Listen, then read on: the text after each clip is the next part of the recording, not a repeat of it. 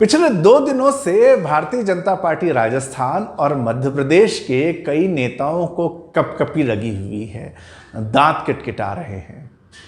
वजह तापमान बदलना बिल्कुल भी नहीं है, ठंड का बढ़ना बिल्कुल भी नहीं है। तापमान जो बदला है वो प्रदेश से ज़्यादा राजनीतिक तापमान चेंज हुआ है। गुजरात के रिजल्ट्स आप सबने देखे ही हैं, किस तरह के अप्रत्याशित रिजल्ट हैं, और ये तब हुआ है जब बीजेपी एंटी इनकम्बेंसी को झेलते हुए एक बड़ा निर्णय लेती है, जहां 70 साल से ज़्यादा उम्र के कई नेताओं को टिकट नहीं दिया गया, कई कद्दावर नेताओं के टिकट काट दिए गए, जिसमें कि पूर्व उप मुख्यमंत्री नितिन पटेल और मुख्यमंत्री विजय रूपाणी भी शामिल थे। इसके बावजूद बीजेपी वहां जीतती है। तो इस गुजरात मॉडल पर जब बीजेपी जीती है, तो क्या यह गुजरात मॉडल अब राजस्थान, मध्य प्रदेश, छत्तीसगढ़ में भी जाएगा? नमस्ते दोस्तों, मेरा नाम है नवीन चौधरी और आज की पंचायती में हम बात करने जा रहे हैं कि ये जो गुजरात मॉडल, वही गुजरात मॉडल जिसमें विकास की बात करते हुए मोदी जी गुजरात से दिल्ली पहुंच गए, अब इस नए गुजरात मॉडल जिसमें पुराने नेताओं का पत्ता काटा जा रहा है, उनके टिकट काटे जा रहे हैं, क्या उसको इस्तेमाल करके जैसी जीत गुजरात में मिली थी वैसी ही राजस्थान और मध्य प्रदेश में भी मिलेगी या नहीं? यहां पर जो स्थापित नेता हैं, मध्य प्रदेश के शिवराज सिंह चौहान और राजस्थान की वसुंधरा राजे, इनका क्या होगा? देखिए, गुजरात की अगर हम बात करें तो गुजरात में एंटी इनकम्बेंसी बहुत ज़्यादा थी। जब विजय रूपाणी जी को हटाया गया, विजय रूपाणी जी को हटाने के बाद जो नया मंत्रिमंडल बना, उस नए मंत्रिमंडल में सारे मंत्री चेंज कर दिए गए थे। एक पूरा नया मंत्रिमंडल था जिनके साथ की कोई अतीत नहीं है, कोई शिकायतें लोगों की नहीं है, और उन्होंने नए तरीके से काम किया। और उस नए तरीके से काम करने का परिणाम और कांग्रेस की कमजोरी, दोनों ने किस तरह का रिजल्ट दिया है हम जानते हैं। अगर हम राजस्थान की बात विशेष रूप से करें तो राजस्थान के अंदर पिछले 4 साल में कांग्रेस सरकार के जिस तरह से काम रहे हैं, जिस तरह से अपराधों में वृद्धि हुई है, अस्पतालों में कई जगह पर दुर्दशा दिखती है, शिक्षा में कई जगह पर सरकार ने भले घोषणाएं बहुत सारी की हों पर एग्जीक्यूशन ठीक से नहीं हुए हैं। ऐसे में कांग्रेस सरकार के खिलाफ तो ऑलरेडी एक माहौल बना हुआ है। इस स्थिति में बीजेपी, जो कि पिछले काफी समय से प्रयास कर रही है कि ये यहां पर पूर्व मुख्यमंत्री और उनकी वरिष्ठ नेता वसुंधरा राजे के कब्जे से पार्टी को बाहर निकाले, उसमें काफी हद तक सफल होती भी नजर आ रही है। हमेशा एक भय बना रहता था कि वसुंधरा राजे जिस तरह का नुकसान कर सकती हैं, बीजेपी क्या उसको स्वीकार करने के लिए, क्या उसको झेलने के लिए तैयार है। लेकिन गुजरात ने बीजेपी को अब ये कॉन्फिडेंस दे दिया है कि वो पुराने लोगों का पत्ता काट कर भी जीत सकती है।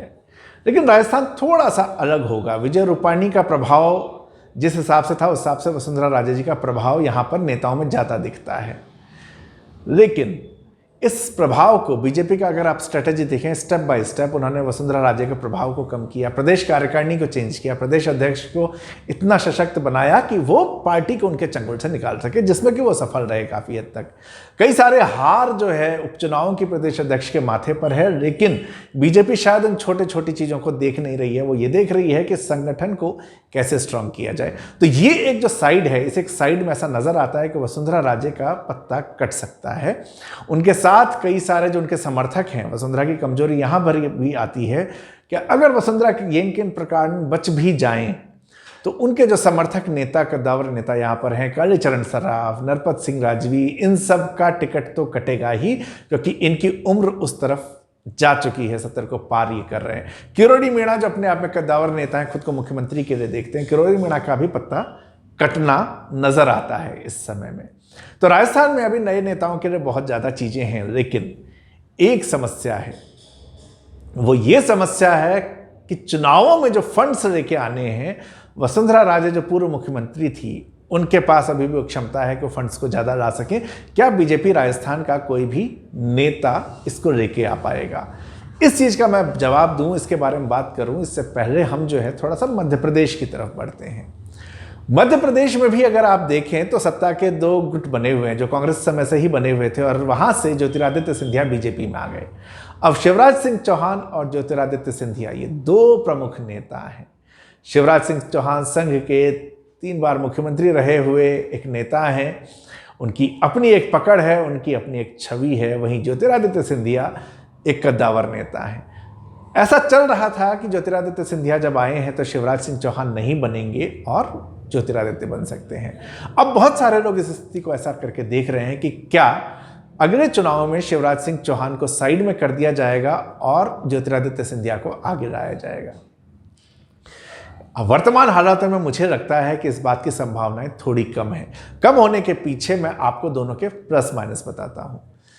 शिवराज सिंह चौहान बहुत समय से मुख्यमंत्री हैं और सबसे बड़ी बात, जिस एज के नाम पर बीजेपी काट रही है लोगों के टिकट, वो एज अभी उनके पक्ष में है। जहां वसुंधरा राजे 70 की हो चुकी होंगी अगले साल मार्च में, वहीं शिवराज सिंह चौहान अभी 63-64 साल के हैं। तो उनके पास उम्र पड़ी है, सत्ता अगले 5 साल तक चलाने पर भी वो नहीं आते हैं 70 में। दूसरा, एक सिटिंग सीएम है, वो एंटी इनकम्बेंसी निश्चित तौर पर बीजेपी के अगेंस्ट है, लेकिन ये एंटी इनकम्बेंसी सिर्फ बीजेपी को हराए ऐसा नहीं, क्योंकि ये तो गुजरात में भी था।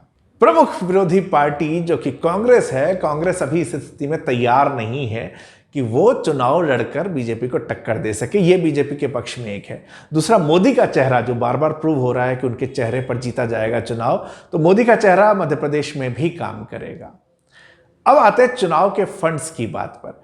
चुनाव के फंड्स की अगर हम बात करें तो शिवराज सिंह चौहान जो है मुख्यमंत्री रहते हुए चुनाव के लिए फंड्स बड़े आराम से इकट्ठा कर सकते हैं। हालांकि ये चीज़ ज्योतिरादित्य सिंधिया भी कर सकते हैं, उनके लिए भी ये एक समस्या नहीं है। तो दोनों नेताओं का जो मुकाबला है टक्कर का है एकदम। लेकिन एक चीज का जो डिफरेंस यहां आ रहा है वो ये कि भारतीय जनता पार्टी ग्वालियर चंबल के क्षेत्र में इस समय कमजोर है और वर्तमान हालातों में यह भी नहीं लगता कि ज्योतिरादित्य सिंधिया वहां पर बीजेपी को ज्यादा जीत दिला पाएंगे। इस स्थिति में अपने ही क्षेत्र में कमजोर व्यक्ति मुख्यमंत्री बनने की संभावना थोड़ी सी कम हो जाती है, और यूं भी ज्योतिरादित्य सिंधिया के पास अभी काफी समय है। तो मुझे लगता है कि शिवराज सिंह चौहान के पास अभी चांस रहेगा कि उनका टिकट तो नहीं कटे, वो दोबारा मुख्यमंत्री भी बन जाएं। लेकिन एक और चीज़ है जो मैंने आपसे कहा कि क्या वसुंधरा राजे जो फंड ला सकती हैं, उसके बावजूद वसुंधरा राजे को क्यों काटा जाएगा? उम्र के अलावा एक फर्क है, शिवराज सिंह चौहान ने अपने आप को मोदी जी को समर्पित कर दिया है। शुरू में इनके विरोध की बातें आया करती थी, लेकिन शिवराज सिंह चौहान जानते हैं कि वो प्रधानमंत्री नहीं बन सकते, वो राष्ट्रीय अध्यक्ष हो सकते हैं, वो केंद्र में कोई बहुत बड़े पोर्टफोलियो के मंत्री हो सकते हैं, लेकिन वो प्रधानमंत्री नहीं होंगे।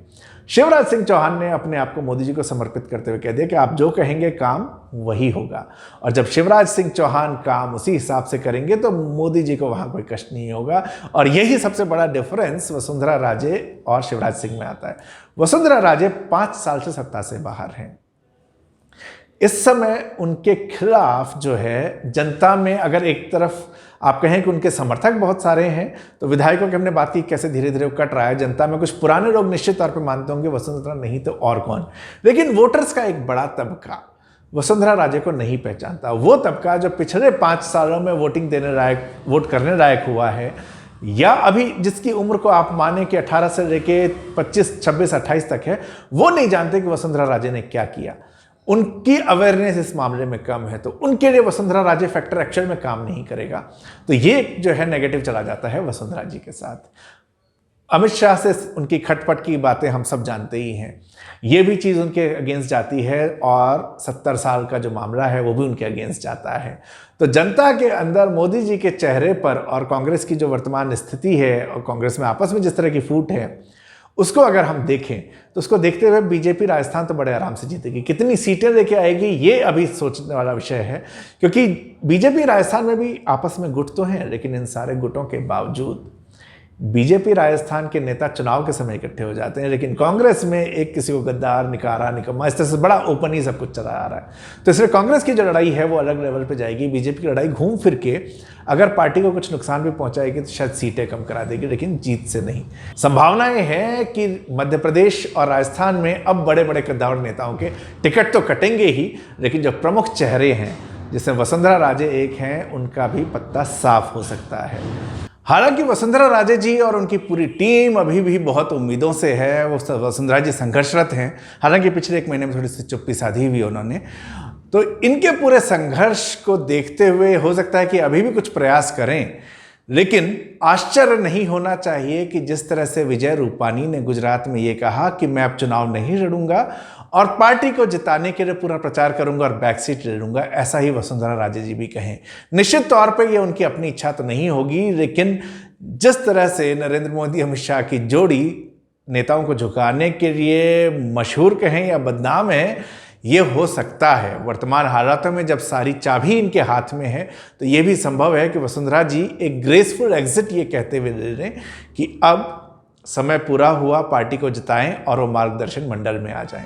ऐसा करने का एक फ़ायदा ये है कि एग्जिट ग्रेसफुल होगी और दूसरा उनके बेटे के लिए भी वो एक सम्मानजनक, एक अच्छी स्थिति क्रिएट करवा सकती हैं।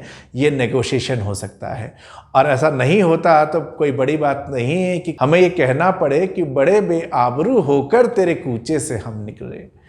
तो ये थी दोस्तों आज की पंचायती। वर्तमान स्थिति में यही लग रहा है कि वसुंधरा जी का शायद टिकट कटेगा और शिवराज सिंह चौहान कंटिन्यू करेंगे और रमन सिंह भी छत्तीसगढ़ में साफ हो जाएंगे। हालांकि इससे पहले एक चीज़ जो आप में से शायद किसी को लगे कि गुजरात तो भले ही जीते इस मॉडल पर, हिमाचल प्रदेश हार गए, तो क्या हिमाचल का प्रभाव नहीं होगा? तो मैं आपको ये बताऊं कि हिमाचल में बीजेपी हारी ज़रूर है, लेकिन गुजरात में बीजेपी का वोट परसेंटेज बढ़ा है काफ़ी और हिमाचल में घटा नहीं है। हिमाचल में बहुत माइनर सा डिफरेंस आया है। बीजेपी अभी भी कांग्रेस से सिर्फ 0.09% से पीछे है वोट शेयर में और बहुत सारी सीटों पर 200, 300, 400 का डिफरेंस है।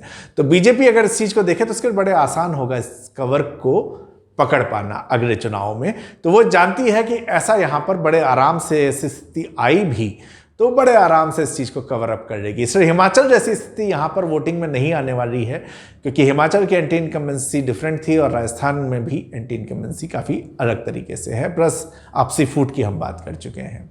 तो ये थी आज की पंचायती। जुड़े रहिए, सुनते रहिए, सब्सक्राइब कीजिए और भविष्य में अगर कुछ भी चेंज होता है इन नेताओं के, जहाँ हमें लगे कि कुछ इनकी स्थिति चेंज होने जा रही है, तो हम आपको ज़रूर बताएंगे। धन्यवाद।